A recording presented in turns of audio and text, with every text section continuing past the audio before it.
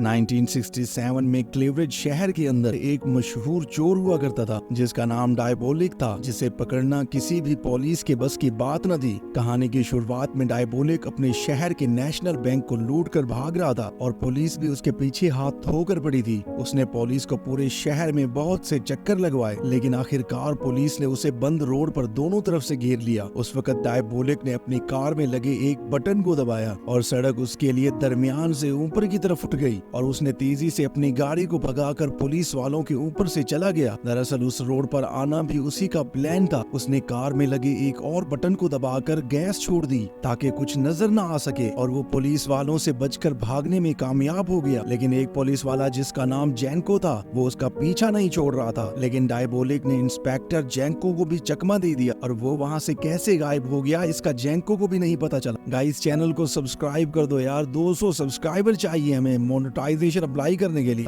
इसके बाद जॉर्ज नाम के एक शख्स को दिखाया जाता है जो बड़ी महफिल छोड़कर एक खूबसूरत लड़की से मिलता है जिसका नाम एवा कैंट था, जो कि एक बिलियनर थी। पार्टी के बाद जब एवा कैंट अपने घर वापस जा रही थी तो कोई उसका पीछा करने लगा। असल में ये कोई और नहीं बल्कि इंस्पेक्टर जैंको था। उसने एवा कैंट को बताया कि वो खतरे में है और फिर ये दोनों एक रेस्टोरेंट में चले गए। वहाँ जैंको ने एवा को सावधान रहने का कहा क्योंकि एवा कैंट साउथ अफ्रीका से अपने साथ एक डायमंड लाई थी जो कि बेहद कीमती था और ऐसा हो ही नहीं सकता था कि डायबोलिक उस डायमंड को चुराने की कोशिश न करे। जैंको ने एवा की सारी इंफॉर्मेशन ले ली कि वो किस होटल में रुकी है और हीरा उसने कहाँ रखा हुआ है। अब हीरे की लोकेशन का सिर्फ ईवा, जैंको और होटल के मैनेजर को पता था। जाने से पहले इंस्पेक्टर ने ईवा को बताया कि डायबोलिक को आज तक किसी ने नहीं देखा, वो कोई भी हो सकता है, इसीलिए सावधान रहना। एवा कैंट जिस होटल में रुकी हुई थी जहां उसे उसका पर्सनल वेटर दिया गया था जिसका नाम रोबर्टो था। रोबर्टो अपने साथियों से बात कर रहा था। तभी हम देखते हैं कि उस कमरे में एक माइक्रोफोन लगा हुआ है जो उन बातों को रिकॉर्ड कर रहा था।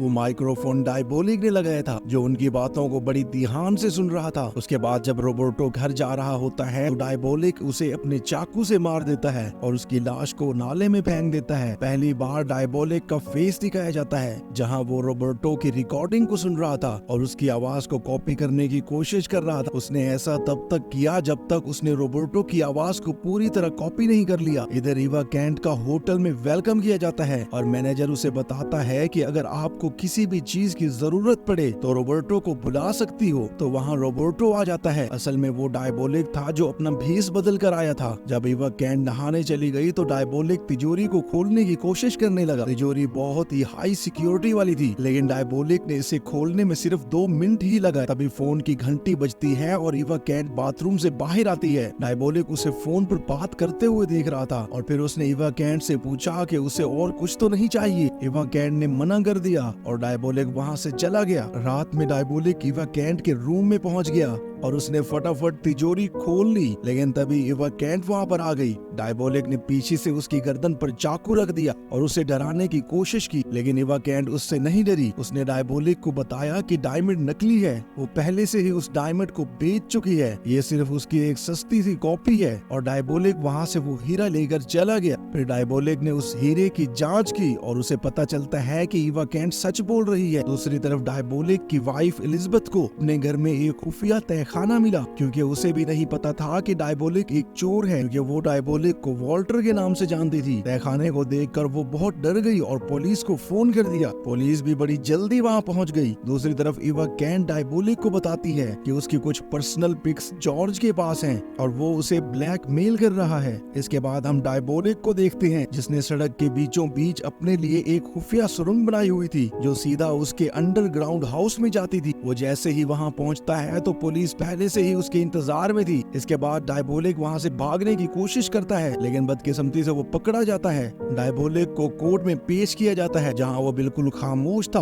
और ईवा कैंट भी वहाँ पर मौजूद थी और वो दोनों एक दूसरे से कोड लैंग्वेज में बात कर रहे थे। इसके बाद ईवा कैंट जॉर्ज के पास जाती है। डायबोलिक को मौत की सजा सुनाई गई थी और ईवा उससे कहती है कि उसे डायबोलिक से मिलना है। जॉर्ज उसकी बात मान जाता है और कहता है कि मैं भी तुम्हारे साथ चलूंगा। किसी तरह ये लोग डायबोलिक से से मिलने पहुंच गए। इनके बीच 30 मिनट बात हुई और उसके बाद जॉर्ज और इवा कैंट बाहर आ गए। अगले दिन डायबोलिक को मारने के लिए धात तैयार की जा रही थी और यहाँ मौत की सजा सर को जुदा करके दी जाती थी। और यहाँ जब डायबोलिक को सजा दी जा रही थी तो उसके मुंह पर कोई एक्सप्रेशन नहीं थे। मरते वक्त भी वो बिल्कुल खामोश था। यही बात इंस्पेक्टर जेंको को खटक रही थी कि आखिरकार कोई इंसान मरते वक्त भी कैसे खामोश रह सकता है। ये सोचते हुए इंस्पेक्टर जेंको को याद आता है कि डायबोलिक के तहखाने में उसने बहुत से मास्क देखे थे। वो जैसे ही सजा को रोकने के लिए आगे बढ़ता है, लेकिन तब तक डायबोलिक का सर कट चुका था। लेकिन वो असल में डायबोलिक नहीं था। वो देखते हैं कि ये तो जॉर्ज था। यहाँ हमें पता चलता है कि डायबोलिक ने पहले से ही अपना और जॉर्ज का फेस बना रखा था और उस रात जब ईवा उससे मिलने आई थी तो वो 2 मास्क लेकर आई थी। उस रात जब जॉर्ज और ईवा डायबोलिक से मिलने आए थे तो ईवा ने जॉर्ज को एक इंजेक्शन लगा दिया था